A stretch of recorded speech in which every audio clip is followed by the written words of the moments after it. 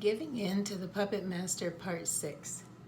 2 Timothy chapter 3. I'm going to read verses 1 to 5, but the focus is going to be on verses 4 and 5. But mark this, there will be terrible times in the last days. People will be lovers of themselves, lovers of money, boastful, proud, abusive, disobedient to their parents, ungrateful, unholy, without love, unforgiving, slanderous, without self-control, brutal, not lovers of the good. Verse 4, treacherous, rash, conceited, lovers of pleasure rather than lovers of God. Verse 5, having a form of godliness but denying its power. Have nothing to do with such people.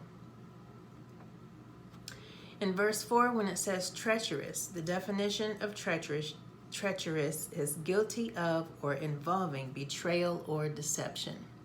So basically wanting someone to believe a lie.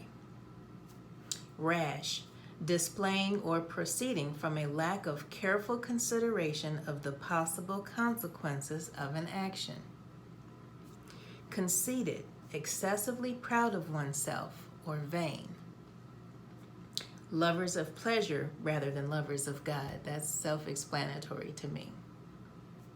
All of these describe a person who is out to please themselves, not others, and not God. In verse 5, when it says that they have a form of godliness but deny its power, the definition of godliness is the reverent awareness of God's sovereignty over every aspect of life. So they may say that they believe in God, but they deny that He is all-powerful. It says, have nothing to do with such people. And when I read that, I apply that to all of the scriptures and all the descriptions above from verses 2 through 5, not just the last part of verse 5. The one thing that we can all do for ourselves is take control. When we don't, we are giving in to the puppet master. My encouraging scripture is going to be in Proverbs chapter 14, verse 15.